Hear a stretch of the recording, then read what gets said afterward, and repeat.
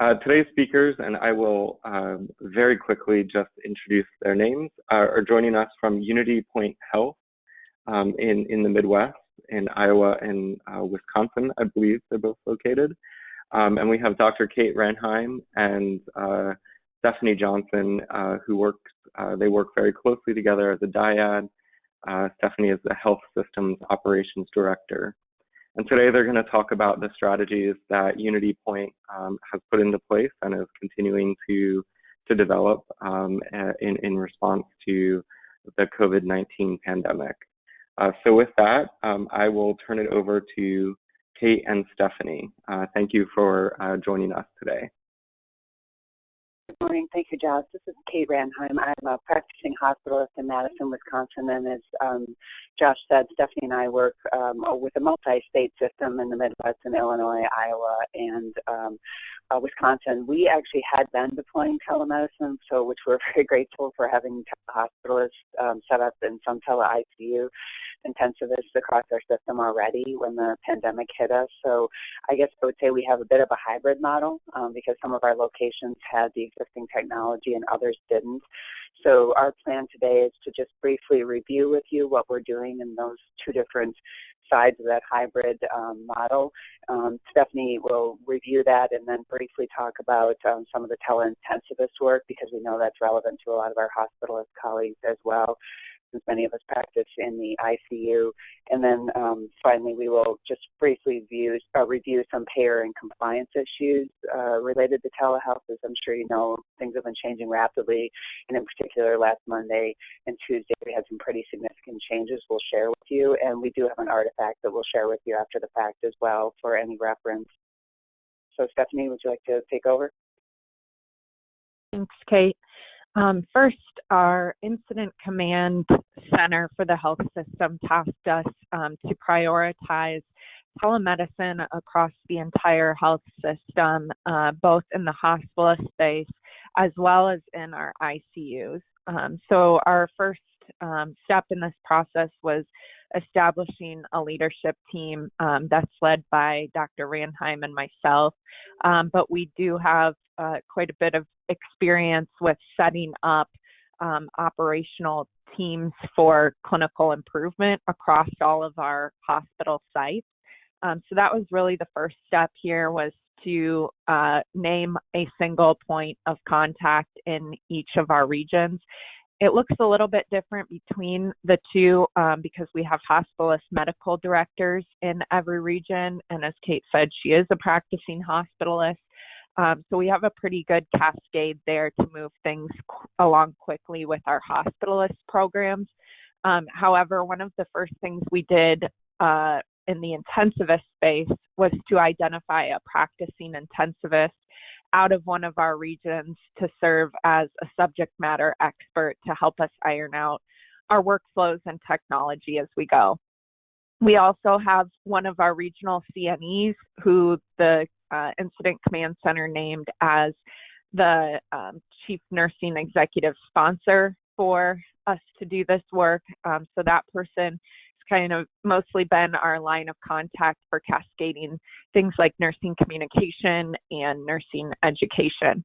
We're working very closely with our telehealth directors, and we also have a project manager from the system level who has been redeployed from another project to support this work. So we do have a multidisciplinary leadership team that's meeting nearly daily.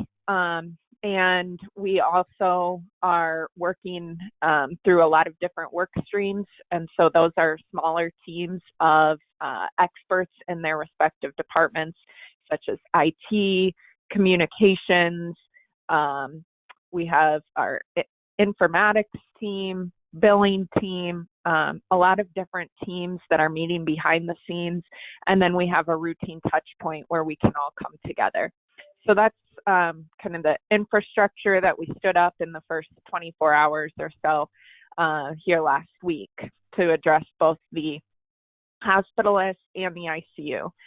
In terms of scope, we decided that this would be quite a heavy lift to get a bunch of employed and also independent providers who don't have any experience or maybe have had an experience outside of our health system for a brief point in time. To get them stood up quickly would be a pretty heavy lift. So we are starting with 5 hospitalists from each hospital or hospitalist program, and 2 intensivists from each of our regions. That's in order to get a few providers from each hospital and each group competent and ready to roll with the technology that they need to be able to see patients remotely. Our approach right out of the gate is pretty decentralized, and by that I mean that those 2 intensivists per region and the hospitalists are working in their own regions to see their own patients remotely as needed. We do believe that at some point in the not too distant future, we will likely have support resources working across regions. One of the kind of fundamental pieces that needed to happen to that was our chief medical officers agreed that if a provider has privileges at one UnityPoint Health hospital, that they would be granted emergency privileges at another UnityPoint Health hospital. Now, we haven't truly tested that commitment yet, and so we are going to hopefully be able to work through this new expedited privileging structure, and then, of course, with the state licensure requirements not being applicable and restricting us, that has also granted us a bit of leeway. So a lot of this, though, we've not put into practice as far as the cross-regional approach. Right now, our immediate focus is decentralized. Again, the providers just being able to see their own patients in their own region using telemedicine to be able to see a patient outside of the patient's room and mitigate their exposure. Technology, I'll talk a little bit about that before I head into the workflows. So we, as Cate mentioned, we do have about half of our hospitals that have some telemedicine robots in place. That's either because they have telehospitalists overnight that our partner, Eagle Telemedicine, is covering the nighttime hospitalist service there, so we already have the robots on site. Or in the case of a couple hospitals, Eagle is providing the ICU services, so they have robots. For those that do not have robots, we are working on both an interim solution as well as a long-term solution. The interim solution that our IT team is working on, so this is a centralized system IT telehealth expert who's partnering with regional IT folks. They're getting some pretty basic technology, pretty basic video cameras strapped onto workstations on wheels to have nurses be able to roll them into a patient room. And it will use the same video software that we use with our other robots. So all of the providers will be trained on the telemedicine software platform for either technology. That's VIDYO. That's our telemedicine platform. So what's happening right now in the way of training, we've had some internal education content developers pulling together tutorials that we're going to send out at the end of the week to our providers for online education about how to use the video platform and how to use telemedicine. So we've kind of been calling this Telemedicine 101. It's really a crash course that our intensivists and hospitalist providers, and I would say even other specialties down the road, will be able to use. And then as far as nursing goes, when we've rolled out telemedicine at our other sites, we have a telehealth team of 2 nurses that goes on site and does a presentation about how to use telemedicine, what the workflow looks like. So we are recording one of those sessions that's taking place in one of our hospitals this week. And then that will be packaged as a net learning module for the nursing staff to watch, to also receive kind of a crash course in how to use telemedicine. That will include how to use the stethoscope, how to disinfect the cart, etc. So the interim technology I mentioned, longer term, we do have an order in place right now with American Well, for the more sophisticated robots. We have 50 robots on order from Amwell. So we are going to have at least 2 robots per ICU. And then depending on the size of the hospital, they'll also have a number of carts for the inpatient floors. I would say generally, as a rule of thumb, what we've seen in our larger hospitals is about 1 cart per inpatient unit on the floor. So we're kind of working off of what we know for the numbers to be able to deploy those 50 carts across the health system. We expect to get those by the end of April here. So we're just waiting on those, and then we won't have to rely on the interim technology. The next thing that I just want to mention here quickly is that we have our intensivist leader who's doing a couple technology pilots for us. That's Dr. Azam. He's going to be going through the workflow, both with the interim technology as well as the more advanced robots, in order to inform kind of what tools are necessary to do the work. All right, next I'll go ahead and talk a little bit about the workflow, so you can move to the next slide.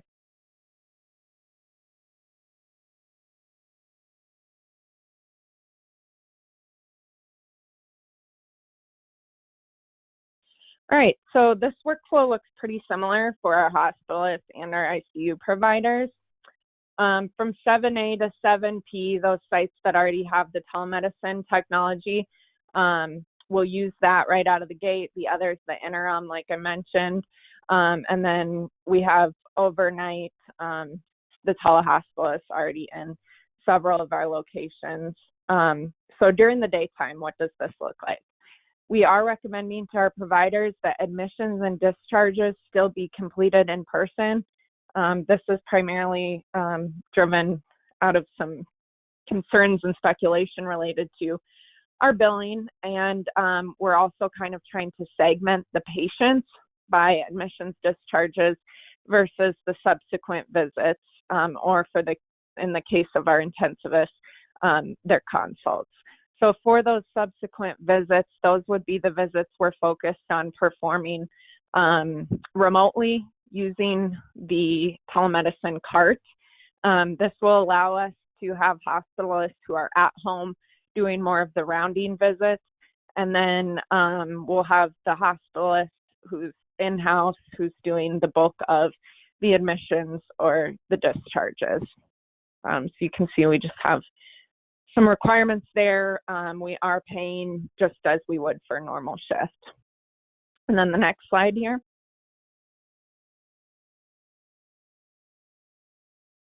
This is for ICU, very similar, but we are anticipating that unlike the hospitalist, we'll likely see more of the intensivists sitting in-house. So we are identifying a workstation for our ICU providers in the hospital so that they can kind of preferentially determine how to see those high acuity patients in person versus some of those lower acuity and or COVID patients from a remote workstation. So they will likely be in-house. Most of our intensivists are the consultants in the ICU, so they will be billing their consulting services. Discharge is obviously a little bit different for the ICU, but again, similarly, if they are admitting to the ICU, we're recommending that they do that in-house in person, and same requirements for the providers. So that is the information that I have to share at this point. Kate, do you want to go ahead? Sure. I'll just spend the last couple minutes reviewing the payer and compliance issues. I'll just add a couple, or maybe highlight a couple of things Stephanie said. as you can tell, I think like all of you, this is a work in progress, but I would say when I'm asked by our CEO why we're doing telemedicine, we already had 20-some carts across our system deployed, which we're really happy we had. But we're looking at workflows with either that technology, today, next week, with either that technology or this interim solution stuff described to both address the decreased number of providers we anticipate will be in the hospital, either because of quarantine or, they're taking care of a high-risk family member, or they are high risk themselves and we don't want them in patient rooms. But also, are we going to get to a point where all of our persons under investigation / COVID, confirmed COVID cases are being seen through the robot? And I've been very pleased with how comfortable our telehealth technology partners and our compliance teams have been very supportive of whatever we need to do during this crisis. They'll support us, and there won't be second guessing after the fact on that.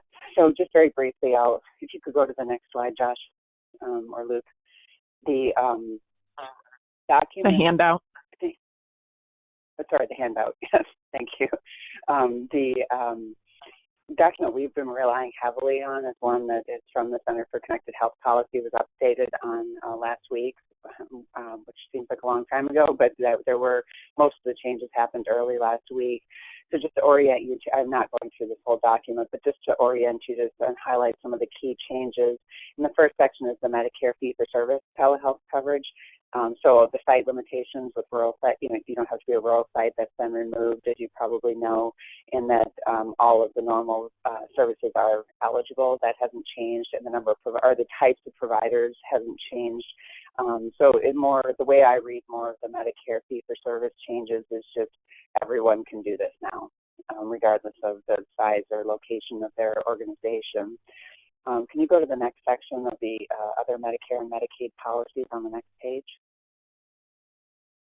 So as Steph alluded to, and I'm sure you're all aware, the licensure, the removal of the addition of a waiver for the requirements that physicians hold licenses in the state in which they provide services.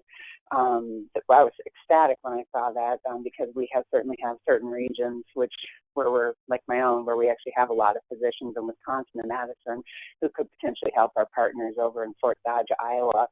But what's actually happened in practice, and you can certainly look at what's happened in your own states, but I've been surprised to see that both Wisconsin and Illinois, so of our three states so far, have rejected the waiver.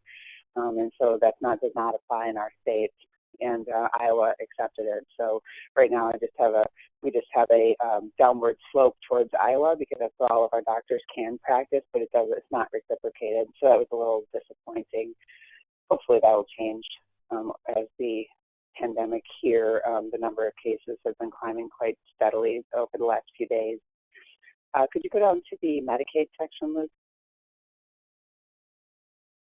This is one that I won't really spend any time on because, as I'm sure you all know, there's different rules in every state, but there is an FAQ connected to this document, so I wanted you to be able to see that. And then you can stay on the same part of the screen there.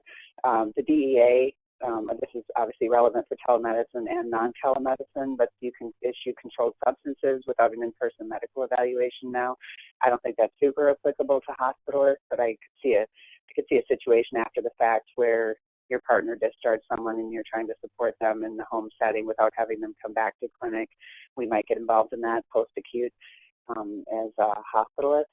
And then finally, I think the most important one for us, if you can go down to the next section with the HIPAA section there.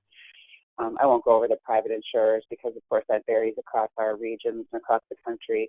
But I think it was Monday night last week that the Office of Civil Rights released that they're waiving penalties for HIPAA violations against healthcare providers if you're serving in good faith using everyday communication technologies, which of course we all know means iPads, iPhones, any sort of Android devices.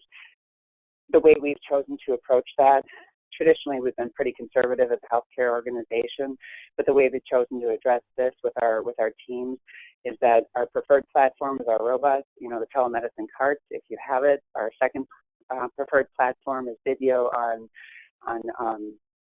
these workstations on wheels or on your laptop that's been set up for that through the organization.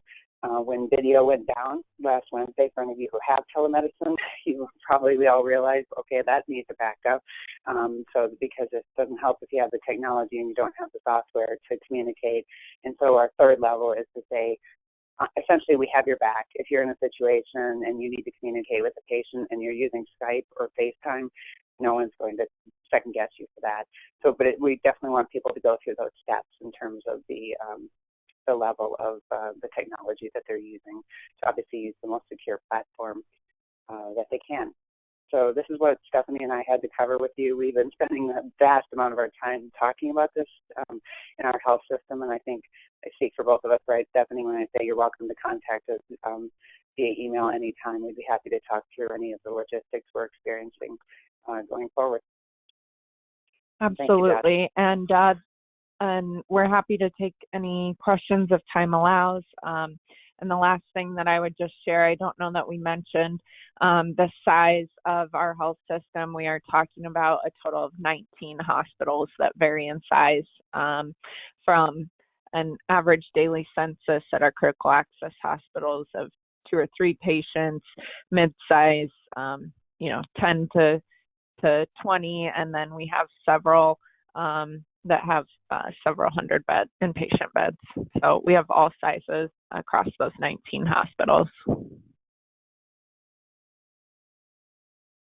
Great. Thank you so much, Stephanie and Cate, for taking the time to share all of that with us today.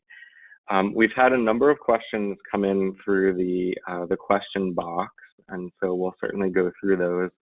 If folks also want to, you can raise your hand, and we can try to unmute folks as they raise their hand. But so question box, raise your hand. We'll try to get to as many questions as possible, understanding that everyone is quite busy these days.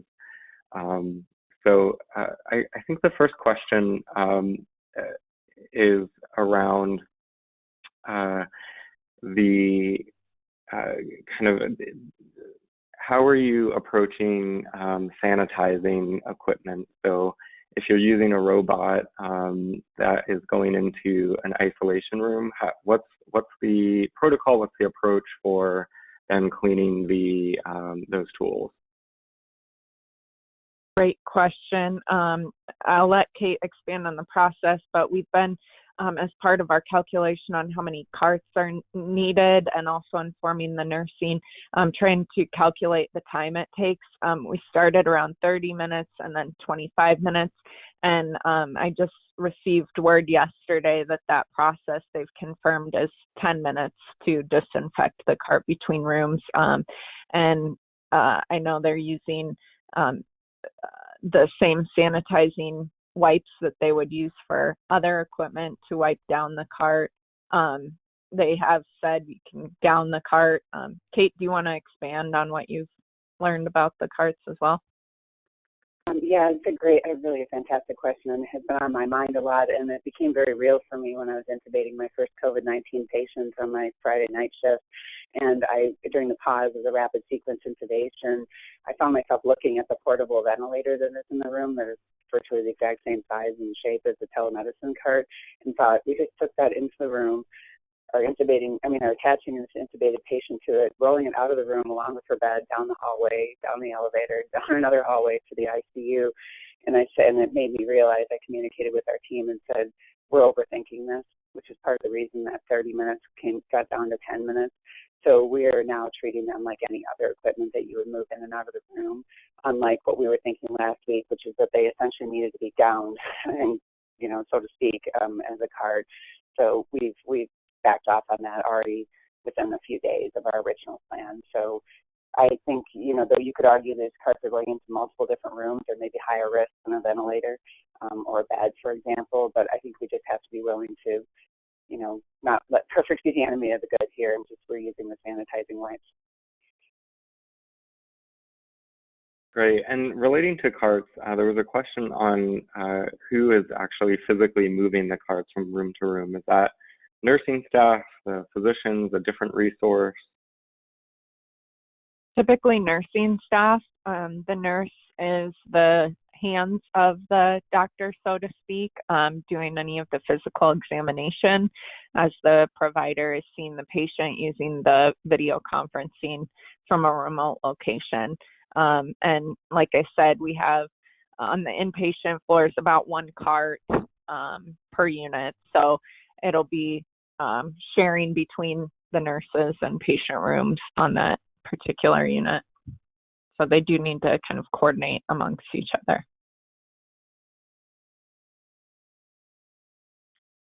We have a question on documentation. So how are you, or are you documenting consent from patients to perform video visits? And if so, if you are documenting that in the note, how are you doing so?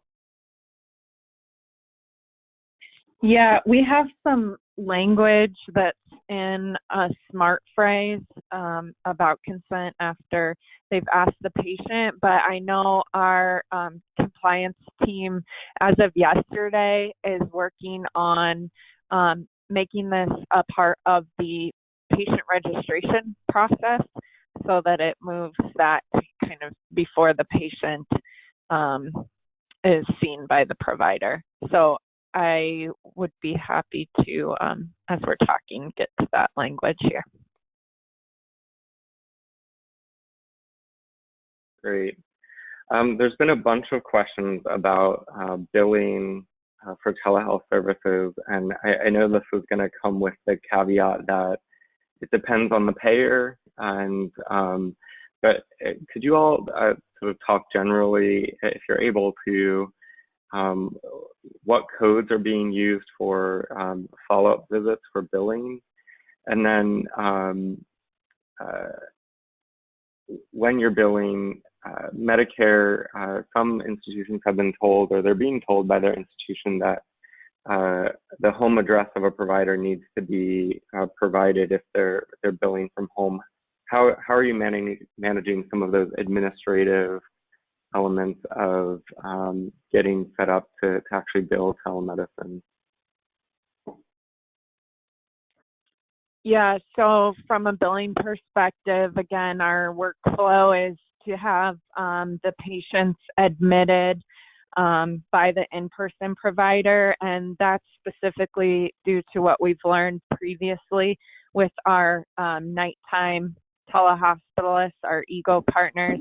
That workflow is essentially that the telemedicine provider will do the core components of the H&P, and they will provide the admitting orders, but then our daytime hospitalists who are in-house are completing the documentation necessary and a lot of those components of the H&P in order to be the provider who actually bills the admission.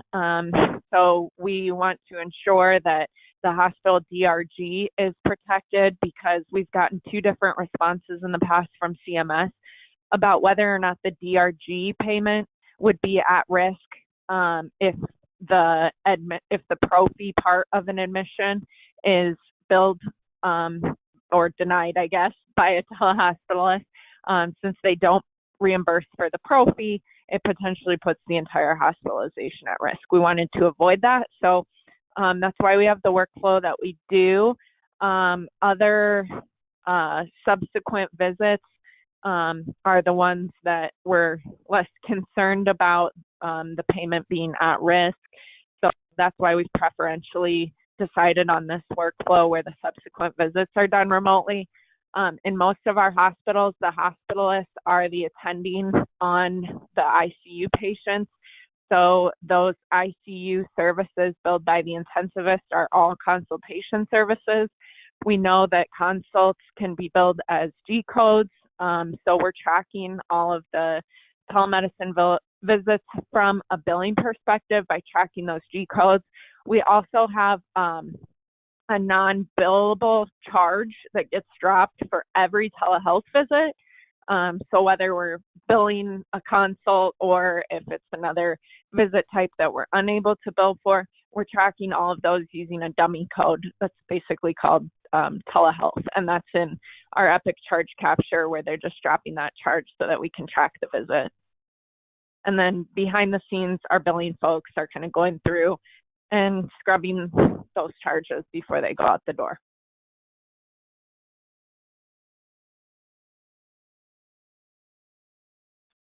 Great, and I know certainly folks should talk with their IT team, and there are the Medicare rules for what is actually billable.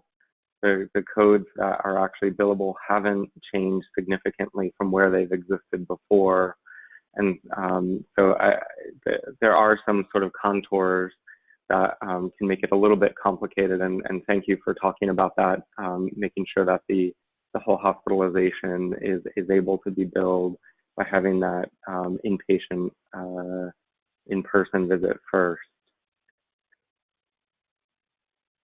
Can you talk a little bit about the process of communication and setting up the connection? So who initiates that telehealth connection? Is that done by the nurse or the patient or the physician? And then what's the communication like between the nurse and the telehospitalist to initiate the visit? And like, how does that work sort of in real time to navigate setting this up? Yeah, so the nurse is the one who's visiting with the patient. The physician is up on the screen. We learned from our EGLE partners that they kind of, especially if they're doing an admission, kind of reverse the sequence of the H and P, and instead they call it P and H. So they're doing that physical examination with the nurse at the bedside.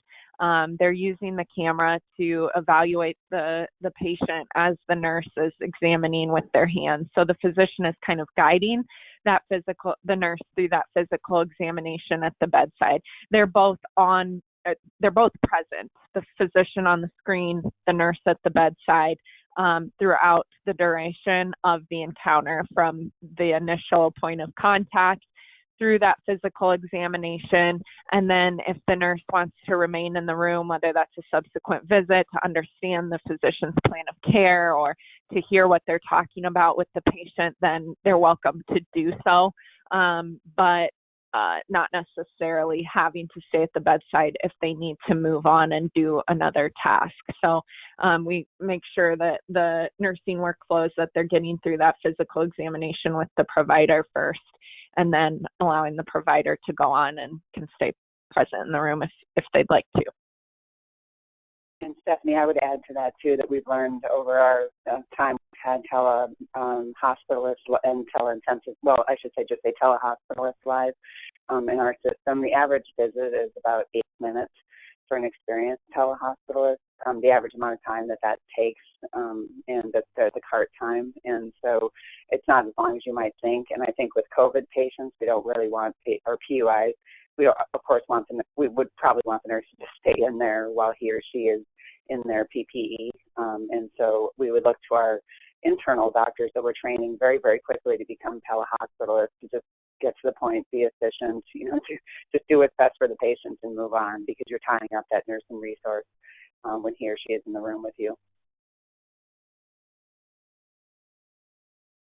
I did just enter into the chat box what we use for the consent verbiage, and so I'll just read it quickly, but we can also share this. I think we actually got it from Alina in the Twin Cities. As the provider for this telehealth service, I attest that I introduced myself to the patient, provided my credentials, disclosed my location, and determined that based on the review of the patient's chart and or discussion with members of the patient's treatment team, telemedicine via real-time, two-way interactive audio and video platform is an appropriate and effective means of providing this service. The patient and I mutually agree that this visit is appropriate for telemedicine as well. And then there's a video start and end time included in the note. Great, thank you. And we just shared that with the whole audience. Can you talk a little bit more about the ability to do some of the aspects of physical exams? So do the carts have like an attached stethoscope? Are you using virtual stethoscopes? How are you doing some of the aspects of the actual physical visit? It's a Bluetooth stethoscope, and that works with the video platform. So it will work with our interim carts that I mentioned. It works with our existing robots that we have. It will also work with the new Amwell robots that are on their way. So it is a Bluetooth stethoscope that the nurse can hear through headphones that are attached to that cart, and then the physician has a headset on and they can hear exactly what the nurse is hearing on their end. And then it sounds like there's been a couple of questions about facilities that don't have the same infrastructure. It sounds like Unity Health has been sort of investing in telehealth ahead of the pandemic, and really exploring things, which I think has given you the ability to maybe ramp up a little bit faster. But for institutions that don't have some of that critical infrastructure, like haven't partnered with a vendor before, don't have access to robots, do you have any thoughts or guidance on how they might be able to use existing tools that they might have in their hands to institute some telehealth in their with their patients? Yeah, I mean, if I was starting from ground zero, I think the easiest starting point would be to likely during this pandemic use some basic technology, whether that's an iPad or best case scenario, I think would be to be able to order just a basic camera that can be attached to a workstation on wheels. Most people have those. And then also, given the both security and the capabilities of having a telemedicine platform, I would say that investing in that software will really help facilitate even a very basic telemedicine startup and could serve as a foundation for the future deployment and utilization of telemedicine. I think it's a really integral part of how the providers practice. So I would encourage that you consider using a software platform created for this. I think another important aspect is to kind of determine what your workflow is. As I talked about, we still believe that that admission is a pretty key component of the visit to be completed in person. So I think that your staffing really follows that workflow, determining which patients you want to have seen in person versus via telemedicine. And a lot of this too is about trying to kind of protect a pool of providers and mitigate risk of exposure to the extent possible. So really determining kind of how do we select a core group of providers to do this. One of the pieces of wisdom that our Eagle partners who have done this a lot passed on to one of our teams yesterday, our IT team, was if you have a provider who's not into this and doesn't want to do it, don't even waste your time. Move on to a provider who gets excited about it. And I'll tell you, a lot of our providers are really excited about it. So I think by and large, what you'll see is providers who want to learn to use the technology. These are smart people. I think what we're learning is that we can actually do some recorded training for both the docs and nurses to get them going really quickly. So I think it's really just a matter of putting some of these basic pieces together and figuring out how to create a cascade to get this scaled. And I would just any other? Too, Josh, but thanks, Jeff. I would just add one brief thing, which is it's really shocking how much the patients accept telemedicine, and I mean this pre-COVID-19. It never ceases to amaze me how these elderly patients think this is the coolest thing in the world. And our patients we've had this interesting internal control where we've had about half of our hospitals with telenocturnists or teleintensivists, and then we've had the rest without it. And our patient satisfaction scores are the same in those hospitals. They haven't dropped. If anything, they've kind of nudged up a little bit because of this website manner that experienced telehospitalists have. So I think that obviously we want to just sort of get through this pandemic, but I don't think you are really compromising patient experience the way you might think you are, even if you're using an iPad. I think it's more about that personal relationship with the physician or the APP, and that's been really a key learning for me as a hospitalist. Just an additional quick question, and we'll have this be the last question, so we're not taking up more of your time today. And I know you mentioned this during your talk, but can you mention again what software you're using for the telemedicine visits? Video, VIDYO. And I'll also mention, I don't know what kind of back order time there is with Amwell, but we've evaluated a lot of different carts and went with Amwell, which I'm pretty sure is abbreviated for American Well. But I know our telehealth team decided, since we were scaling this, to go with Amwell instead of ordering pieces of the hardware. I think the technology, the capabilities of both are pretty good, but the difference is that Amwell maintains their carts. So the basic carts that we were putting together before COVID-19 were running at about $5,000 per robot, and they have a really nice camera that can rotate 360 degrees around a room, really good zoom in, zoom out, etc. And then the Amwell carts, I believe, are running right around $13,000 per robot, but Amwell does all of the maintenance on those.